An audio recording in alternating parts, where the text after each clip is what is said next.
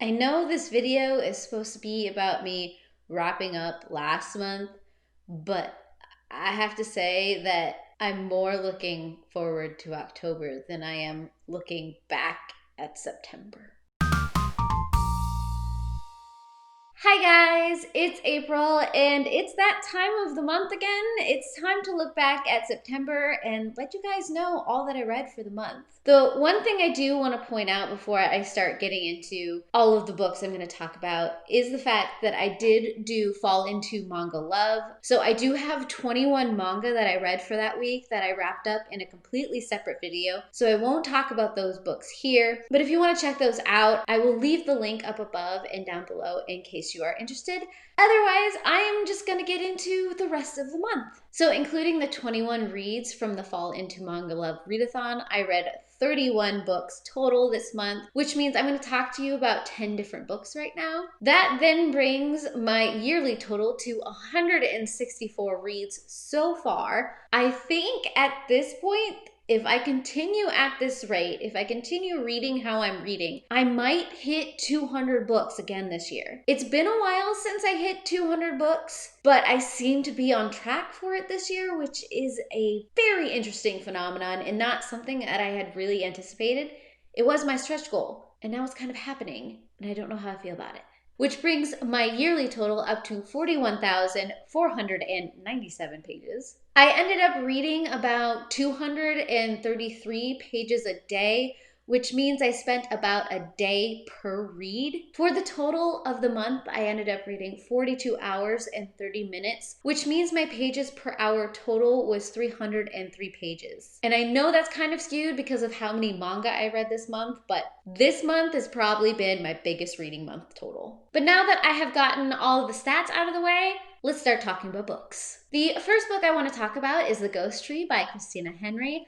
I received an ARC copy of this book and I have a full review up as well. I will link it for you if you want more details. But this is the story of a small town who starts to have some very grisly murders. It started a little under a year ago when a man was killed in the woods and his heart ripped out. This story follows a bunch of different characters within this town, and the thing about it is, this might not have been the first time this happened. I went into this book fully expecting a ghost story, mainly given the title, but I got so much more from this story. It was not at all what I expected, and even though it seems to jump from character to character, it still holds up very well, and I like some of the things that Henry did in this book. I just think it was well done. Plus it had all those creepy, eerie feels that I had truly wanted, even if it wasn't the ghost story I was expecting. The next book that I read was Peril at End House by Agatha Christie. This was a book club book pick for my local book club. This is the first Agatha Christie novel I have ever read. I really enjoyed it. In the story, we end up at End House. There are mysterious accidents happening, the possibility of a windfall, and only as Agatha Christie does, a final reveal that kind of surprises you a little bit. I'm not entirely sure why I haven't ever picked up any of Agatha Christie's books before. I'm really glad that this was a book club book pick because it kind of pushed me in that corner, and if this is anything to go by for the rest of Agatha Christie's works, I can understand how she became so popular. I then picked up Love on the Other Side by Nagabe. This is set in the Girl from the Other Side universe. This is a bunch of short stories that just looks at different kinds of love. I have a full review up on this book as well. I will link it if you want deeper thoughts from me. The thing about this one is I liked it. I liked what some of the stories were trying to say. There were just some very weird lines that this seemed to kind of cross, but not really, but hint at, that just left me feeling extremely uncomfortable.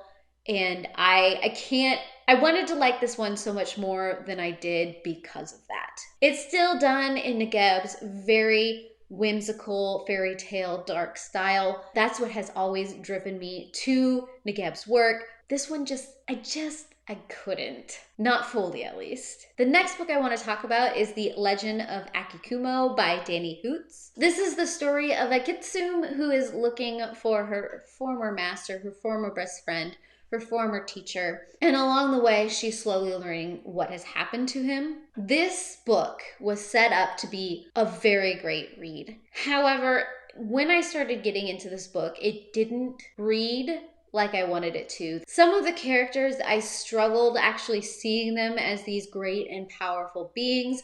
There was a lot of human bashing that you had to kind of struggle through and get past. And then it didn't come together in a fashion that left me open to more. And unfortunately, it didn't quite get to the place where I wanted it to get to.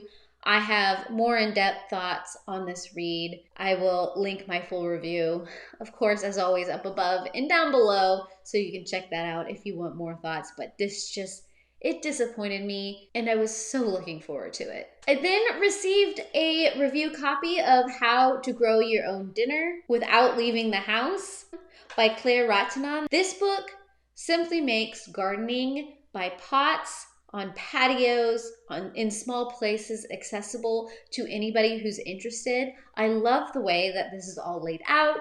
I absolutely adore the pictures. It's set up very logically from the prep to the sprouting, to the planting, to the harvesting, and then how to preserve afterwards. Since I've moved into my new house, I've been thinking about starting these kind of gardens, so I found this one very, very helpful, which is why I went ahead and purchased my own physical copy. I then read Mary, The Adventures of Mary Shelley's great-great-great-great-great-granddaughter. I think I put enough greats in there. By Brea.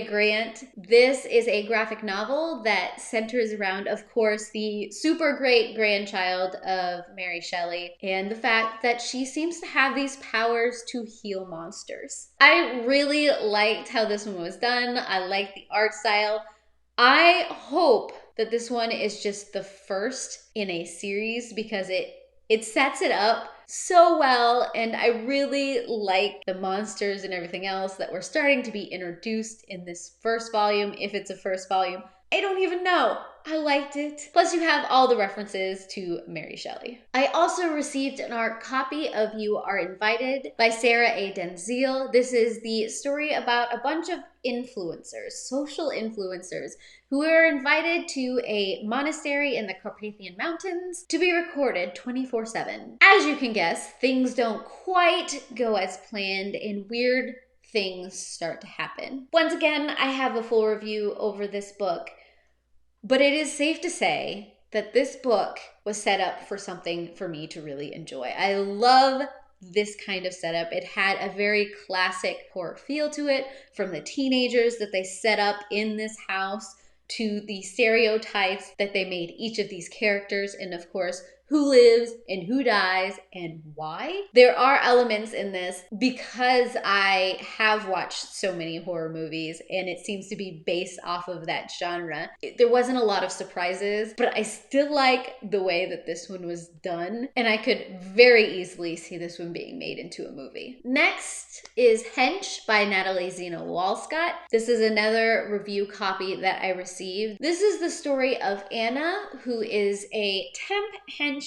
During one of her temp jobs, she is severely injured by a superhero, and that leads her down a path of wanting to bring them all down. What I really liked about this story is Anna is a data person. She puts everything into spreadsheets, she analyzes data, she moves them around, she makes connections, and it's little things that she slowly starts to put together, making the public realize how much damage superheroes do to both cost and lives. And using stats like that and pointing out flaws that I just love so much. This is a weird mix of superheroes, data, and wit, and I thought it was so well done, and this is definitely one that I want to add to my physical library at some point. So it is on my list to buy. Also, for my local book club, we decided to read Fairest by Gail, Carson, Levine. This is set in the same universe as Ella Enchanted, but this one takes a look at Aza and redoes the tale of Snow White. Aza has never felt beautiful. People have always pointed out the fact that she isn't the prettiest, but her voice is simply amazing. She lives in a place where singing is the center point of their lives. And so the fact that she has this gorgeous voice seems to overshadow the fact that she looks the way she looks. This draws the attention of the new queen and the prince. And she gets wrapped up in this whole scheme that falls out very much like Snow White. This is a middle grade read, and it reads like a middle grade read. I wasn't overly impressed by it, but it wasn't completely disappointing, so I was left in this middle ground of, okay, this is a thing I read. I don't hate it and I don't love it. It spent a lot of time focused on Aza's looks, which started to make me feel a little bit uncomfortable at times. And it did read very much like a Disney Channel movie where there are some points of pure ridiculousness that you just kind of overlook because you know you're just reading mind candy. And that's what this book is. And last but not least, for Shay and my book club Tell It Again, we decided to do A House of Salt and Sorrow by Erin A. Craig. This is a reread for me. I read it last year and I did a review over that if you want to check that out. But we also did a live show where Shay and I get into a lot of our very spoiled-filled thoughts on this read. But this is a dark, gothic, creepy 12 Dancing Princesses retelling. It is centered around Anna Lee, whose family seems to be cursed with a lot of loss. It is centered on this island, so it has a very strong maritime culture, which just feeds into this gothic feel. And there's something just purely dark and magical about this read. So if you haven't picked this one up, you probably should. But be warned, it does get dark. So those are all of the things I read for the month of September. I am so ready for October. In fact, I'm starting October off with a bang. With this weekend is going to be the fall round of Read-A-Rama. Just 3 days of pure reading. I have a TBR up of this one already, and I am totally planning on getting into those Halloween vibes with my picks. Super excited about that. If you haven't checked that out, you should. Otherwise, I am just ready for Halloween. I am ready for the spook. I am ready for the thrills. I am ready for the scares. I am ready to get the decorations up on my shelf. You will be seeing those slowly popping up in my videos, and I'm super excited about it. Tell me down below what you are looking forward to in the month of October. So excited. And of course, if you want to see more content like this, subscribe down below, and I heart your beautiful faces. Bye.